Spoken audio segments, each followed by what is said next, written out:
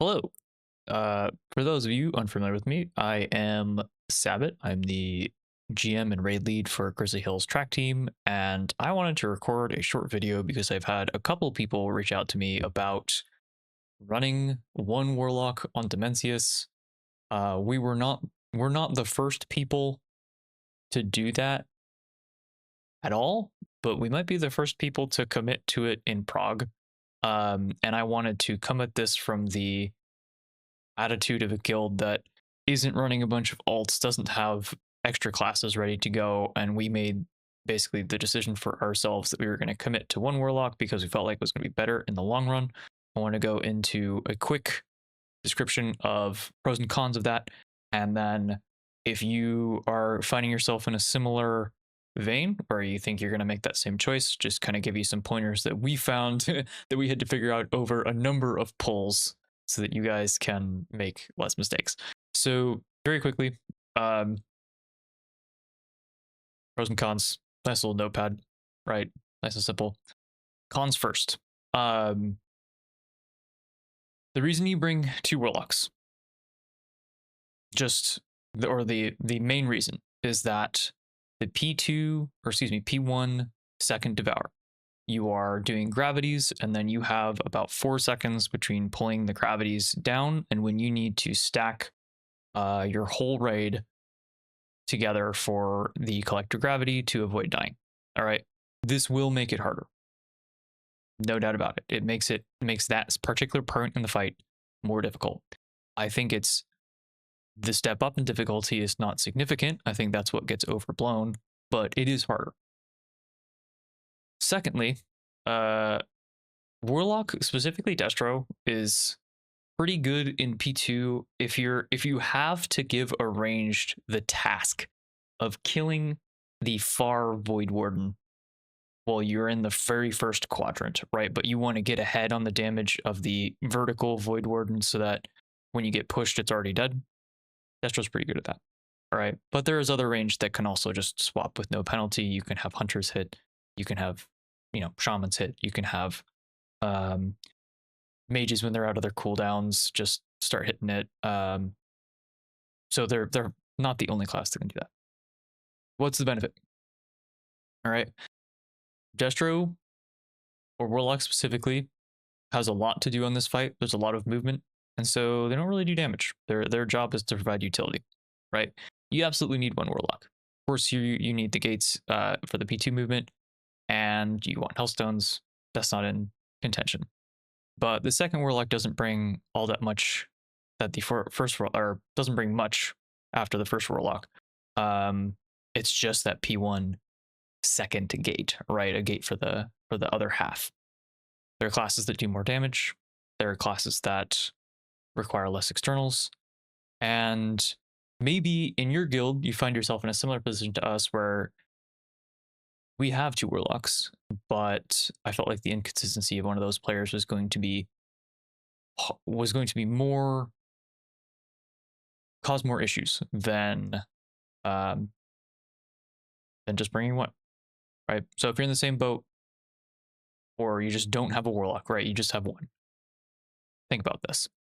So, first off, when you're organizing the raid here, let me pull up WoW utils actually.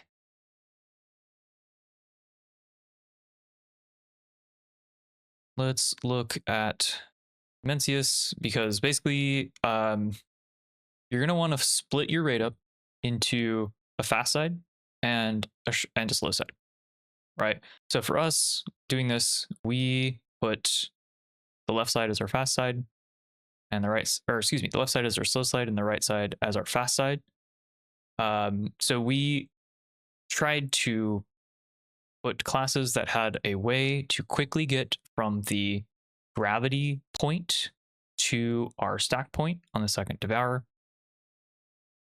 Put slower classes on the left side. These are classes that are going to gate. And then after that, we tried to kind of keep it even with melee living mass damage, range living mass damage, and so on. All right. So you'll notice on the right side, right, monks can roll or transcend. Evokers can rescue or hover. The warrior can leap. The Demon Hunter can Fell Rush or Vengeful Retreat. The Rogue can Shadow Step. The Mages can Shimmer.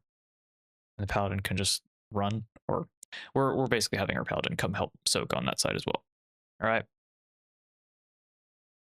So you still need, you know, try to get a blend of ranged and melee. Obviously, at this point in the tier already, especially pre-turbo, like right before we get turbo boosted, the living mass damage should never be an actual concern at this point. If people need to go off the boss to make sure that the living masses die, should. Need to worry less about having Ellie Shams, but I would. The Devaboker is kind of you need at least one or two classes that do a good job at killing living masses, and for the right side, it's mainly the Devaboker that's carrying the damage. So here's basically nothing out of the ordinary. All right, for like first drops, and the first gravities. This is all very standard, right? Play the first gravity is exactly the same. What is different is that you'll notice we have this marker here. That's a little bit closer to the middle. That is our second gravity stack point, right? So we do the second knock, we do the second soaks. One more thing is just, you'll find this is nothing new, but having your healers hopefully be able to get the first ones, assuming they don't get assigned gravity, is nice because it means they can't be picked on the second one and that they can do healing. So stack points at circle closer to the middle. You also notice that our devour spot is not centered. Okay, we have our warlock actually put the gate from left to right, more toward this right side. So there's just I think we mapped it out. It's like 20-25 yards. All right, so things that you can get to in one quick movement, right, or one shadow step or one leap. So you have your fast classes. You have we're doing the thing where the Blood DK takes all the autos and the prop paladin just does the circle knocks and never gets meleeed. So after Squig does the circle, he runs over to our side and he helps soak. And he actually has a mass assigned since he can't get picked for gravity. We have him do this, the melee mass for this set, right? So we kill these ads. So this is actually out of date. It's actually it's this. Squig helps soak and then he picks it up.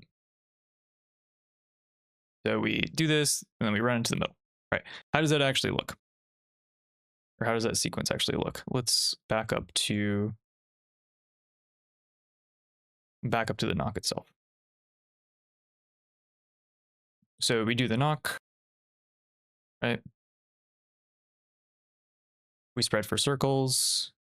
You have lots of time to kill these masses, right? Something, if you're a raid lead, I would recommend calling not to pick up masses. I have a little timer for the gravities going out. If it's at 3 seconds, remind people not to pick up, right?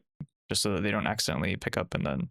So we go, we're soaking very close to the middle, right? 1, 2, pressing personals here, right? Blink in. And you'll notice right side has no gate, but the right side players make it to our stack point faster, right? Because you just have to game. Fast side has to game. Do that, and there you go. That's how you deal with that mechanic. And you just go back to doing it exactly the same way. Hopefully this helps if you've seen any guides that are just saying you need 2 Warlocks for this fight. I don't think that's actually the case. It might make it easier, but it honestly might not. After we kind of figured out this for ourselves, we even tried. We had some people missing this Tuesday, and we tried 2 Warlocks, and we actually like, it was worse. we were so used to doing it this way that the ability to gate did not magically make it easier. So anyway, if you watch this, thanks for listening. If you have any questions, drop them in the comments, and I'd be happy to help answer questions about Dimensius. Thanks.